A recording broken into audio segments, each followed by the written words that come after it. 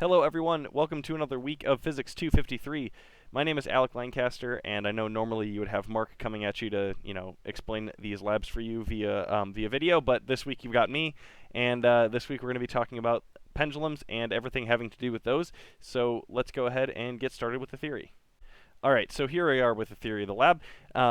In this little diagram here, you can see it's pretty simple. We've got just a ceiling or something that we attach a string to, a string that attaches to a ball or mass of some kind. That string has length L, and that's kind of the initial setup for the problem.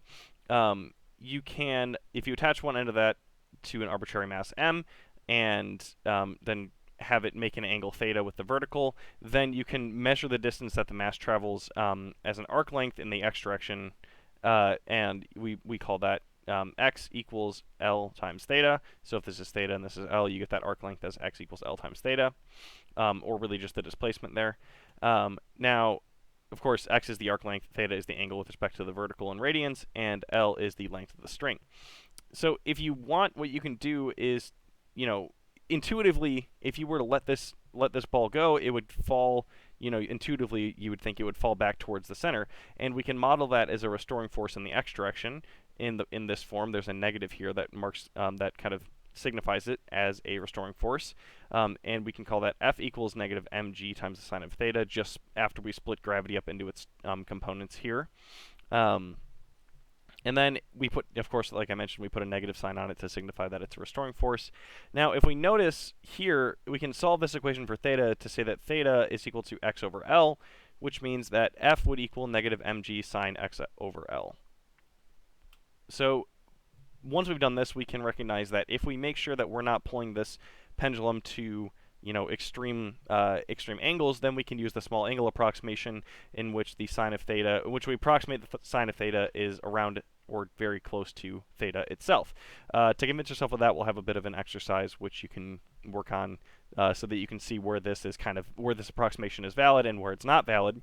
But in this case, we'll set the sine of x over L equal to x over L, and then we get the force equal to negative mg over L. Now, this is really similar to Hooke's law for harmonic systems, and in fact, if you define k equals mg over L, then you get literally Hooke's law applied to pendulums. And so what we can do is, in the same way we would in those situations, find the period of this oscillator, t equals 2 pi square root m over k, and then if we plug in what we just said over here for k, and do some algebra, we end up with t equals 2 pi square root L over g. Now, I want to stress this. Part of the biggest goal of this lab is to determine what the period of a pendulum depends upon. So if we look at this equation here, t equals 2 pi square root L over g, there's just one variable, right? L. Well, as long as we're on the surface of the Earth, there's just one variable, L. Of course, g won't change all that much no matter where you are on the surface of the Earth, but of course, if you changed g, you would get a different pendulum period.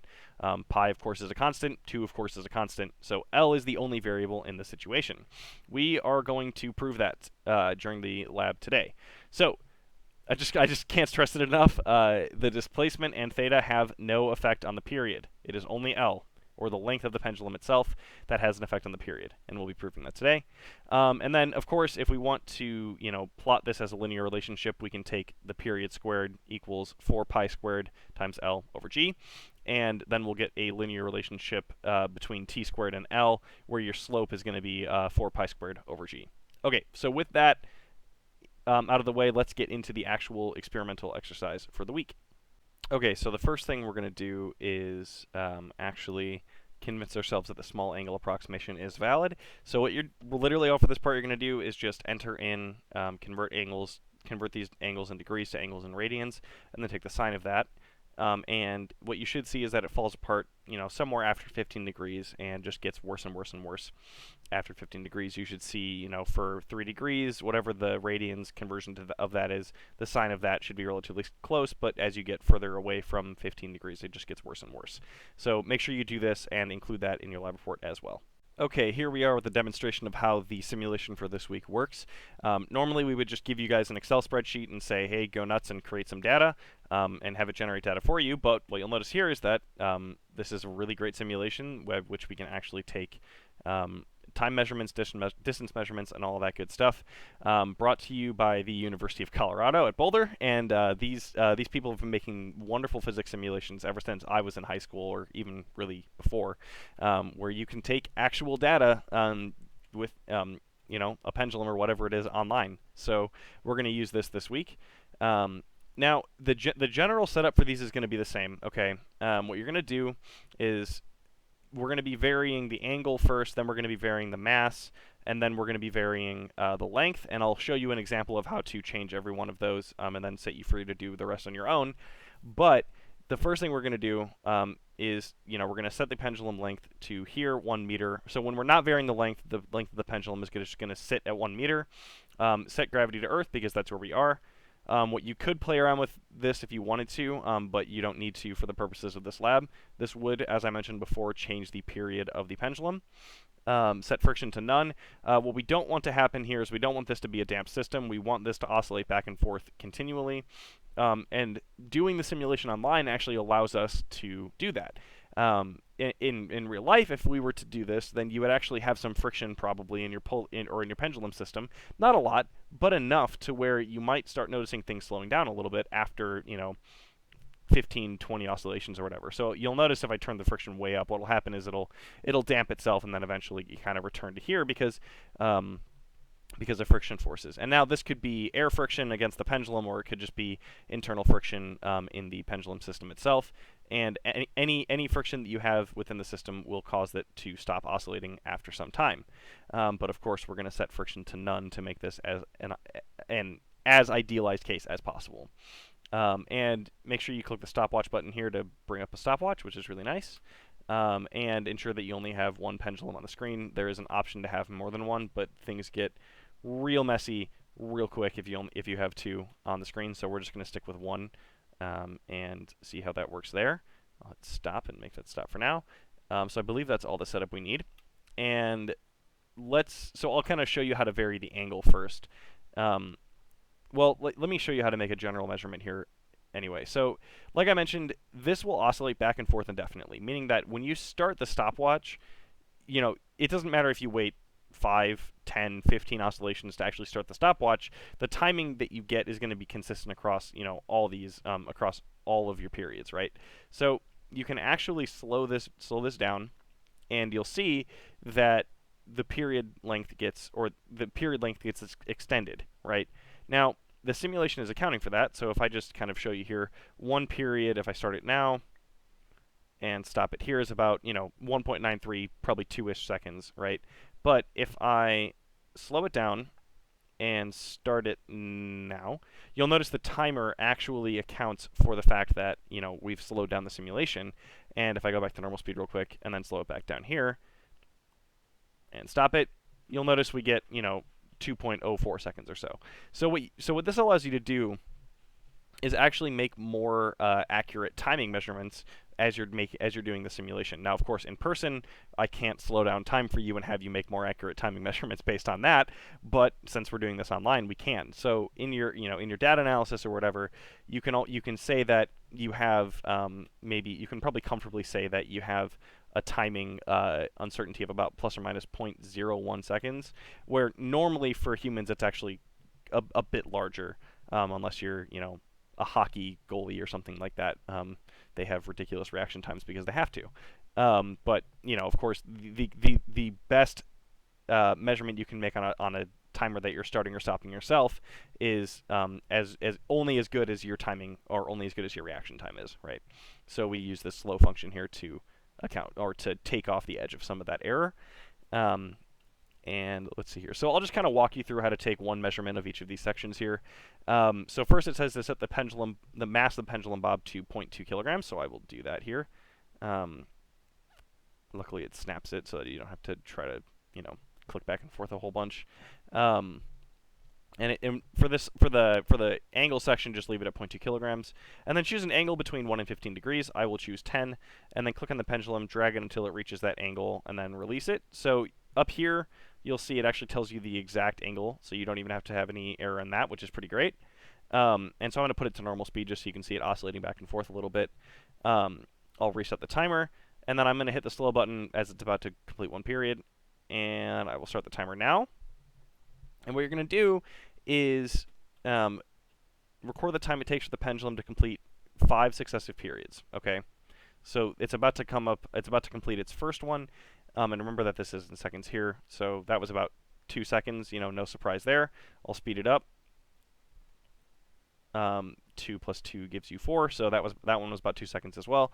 And you'll just do this 5 times, noting the difference in time between the start of each period and the stop of each period. So here, it's going to take about 2 seconds for it to do this period as well, but it started at 6 seconds, so of course, 8 seconds minus 6 seconds is 4, and this one should probably take about 2 as well. So again, 10 seconds minus 8 seconds gives you 2 seconds, and so each individual period was about 2 seconds in that case. Then what you're going to do is change the angle that you let it fly from. So, you could go 15, you could go 1 degree, 2 degree, whatever you want to do, as long as it's under 15 degrees or at 15 degrees, which you'll do an exercise that will convince you that the small angle approximation is good up until about 15 degrees. And that's where that's coming from. So do that, and then calculate the average period of all those 5 periods that you record during each angle here. So I would average those. I would average each of those 5 trials out and get probably 2 seconds or so. And that's how you take the data for this part. The next part is just varying the mass, in which you're doing the exact same thing, only you're changing the mass. So if I change the mass to, I don't know, 1 kilogram, and put it at 10 degrees, and slow it down, I'll start the timer now.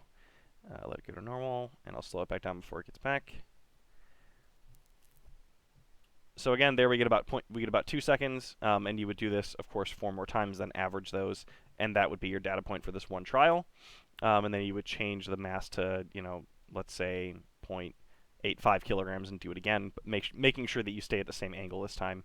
And of course, for these 2 sections, you're not changing the length of the pendulum at all. So make sure that you do that. And then after these 2 sections, and I'm not actually going to do this one for you because it's good to, get it. Well, you'll have to do 4 other trials on your own for the other 2, but I'm not going to do any one of this one at all for you. I'll show you how to set it up. So we're going to leave the mass fixed for this section at 0.2 kilograms, so I'll bring it down there, and then set the length of the pendulum for the first trial to 0.6 meters. And then what you're going to do is just leave it at, I think I said 10 degrees every time. Yeah, so you're going to do an angle measurement of 10 degrees every time here. So you'll start, and you'll do this measurement, and you'll do those 5 periods and average them. Then you'll go to 0.7 meters, do the same thing, then 0.8 meters and do the same thing, 0.9 meters and do the same thing, and then of course 1 meter, and then do the same thing. So remember, each time you're taking 5 period measurements, so that's 1 period, that's 2 periods, etc., and you're averaging them for each individual data point. So you're going to have quite a bit of time measurements, and so you're going to have quite a few time measurements and quite a few averages and things like that. So there's quite a bit of data for this lab, but since we're all just averaging everything out, you'll have an idea of how each of these individual things, the angle, the mass, and the length, actually change the pendulum period. And remember that the goal of this lab is to prove that the angle and the mass actually have no say in the period of the pendulum, and the only thing that does is the length, or the gravitational constant. So if you change this, the period will change. Right, so this is the only thing that actually changes anything, and your data should prove that out. And then we just got some data analysis for you to do, a bunch of graphs to make, and some calculations. All of those are pretty well defined in the lab. And then, of course, go ahead and answer these questions for full credit. And that's pretty much the lab. So I will leave it to you to take the rest of the data, and have a wonderful week.